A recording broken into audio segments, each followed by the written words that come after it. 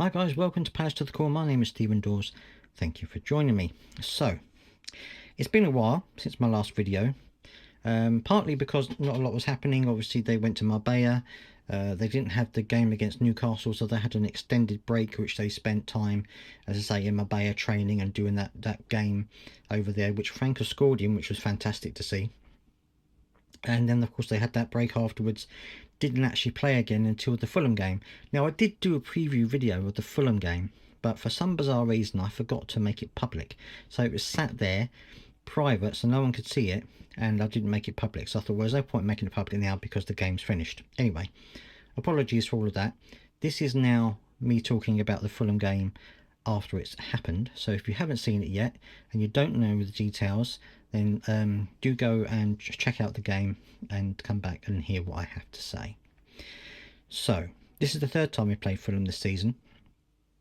They won one, we won one, and so it was kind of up in the air about what would happen in this game. Although I did feel in the game that we won previously in the season, I felt that we had the measure of Fulham for the most part.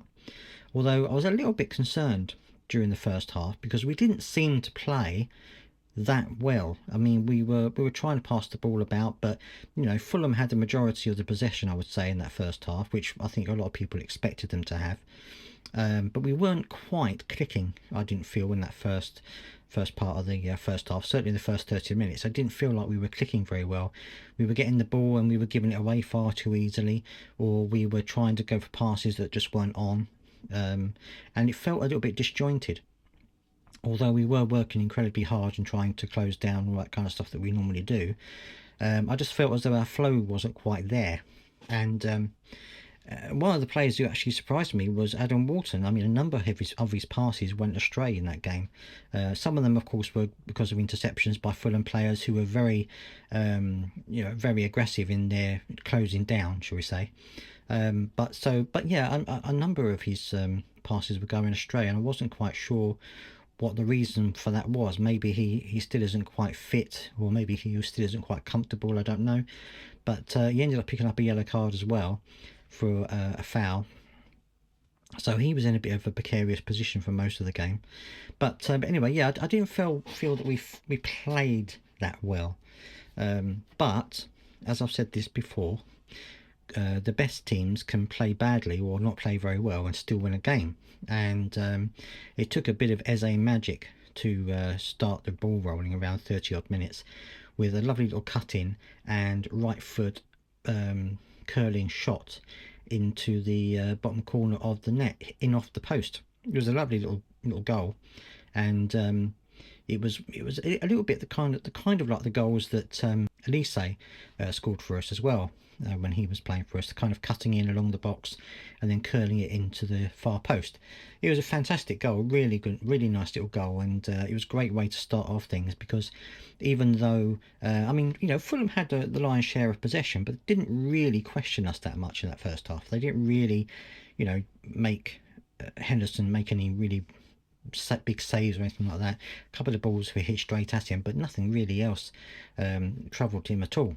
But it was good to get on the score sheet, and it also prompted a little bit later, maybe about 4 minutes later or so, the second goal, which was again Eze, but this time with an assist, crossing it into the box for Ismaila Sarr to head in at the near post. A lovely little goal again, you know, doing what I've always said we needed, and that is a little bit of a poacher in front of goal, to someone just head the ball in at the near post or at the back post, or just be there to get the balls into the box, that sort of thing. And I think that Ismaila Sarr is one of those players for us now. So that was great. That was 2-0 up by about 40 minutes.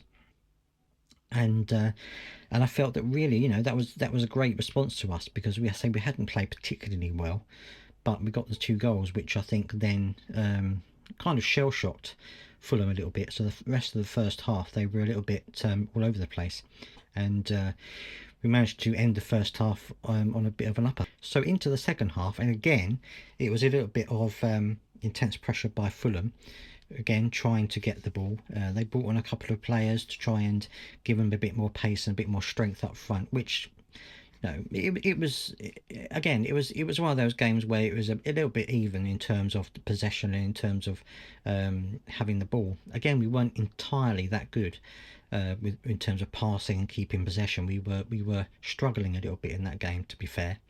But defensively, we were working really well as a unit, and we were trying to keep Fulham out, which I think we did. Well, we did do it because we didn't concede a goal, which was fantastic for us. But players like Richards was, he was on the end of almost every ball that went into the box. I think Lacroix had a great game as well, and I think it was Ismailius. Was it? I can't remember if it was Sarr or Lerma, but I think it was Sarr. My mind is going, I'm afraid. There was a bit of a juggle in the box and in our box, ball going here, there, and everywhere, which at times has caused the goal against us.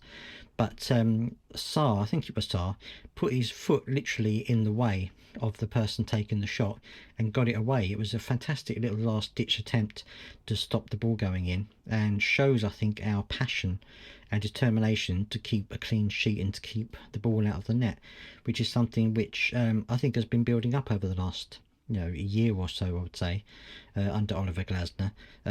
He's been working really hard, I think, to get that kind of team mentality where they all fight to stop the ball going in the back of the net, throwing themselves in front of the ball and stuff like that. And I think we saw that in evidence in the Fulham game, to be fair. And then that's kind of how it carried on. And then we had a couple of substitutions. Eddie Nketiah came on. Jean-Philippe Mateta went off. Of course, he had that ear guard and sort of head strapping on. I'm going to talk about him in a little while. But Eddie Nketiah came on. Kamada came on and things like that. And it was at that point that Eddie Nketiah got his goal, which was a lovely little goal. He came down the left-hand side and cut back onto his right foot and just swept it between the keeper's legs. A great little goal. And again, great to see him scoring, because obviously he's not getting a fantastic amount of starts or time because Jean-Philippe Mateta has been playing so well. So it's great to see him score. Because it shows that he's still, he's still got the energy, he's still got the belief there that he can still make an impact. So that was really good to see. We also had Justin Devaney come on at one point, and it was, we also had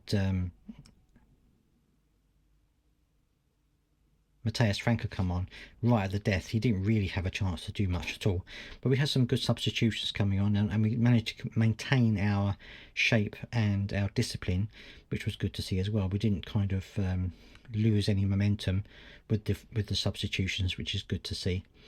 And so I think overall it was a game that we won, not necessarily our best performance of the season, but we won it by determination in defence and some brilliance up front by a couple of our players. So I think it was a good game, certainly a bit of a nail biter at times, but it was a good game. I have to say, JP didn't quite look comfortable. I don't know whether that's because of the head guard he was wearing, or maybe he's still not 100%. I don't know, but he didn't seem to be his usual self out there. But I'm glad that he played, because obviously it will give him confidence and it will give him a bit more match fitness going forward. And he did play his part. I mean, he had some interceptions in the box, in our box, defending and things like that. So he was doing his part. He just didn't quite look like he was on his game. Eze, of course, was really good. I thought he was on his game. I thought he was playing really well. Was kind of drifting a little bit in the first half up until the goal, but then he came a bit further forward and started to do a few more bits and pieces and started to have more of an impact on the game, as did the rest of the team. And they said post-interview that this was really a team performance, and I think it really was.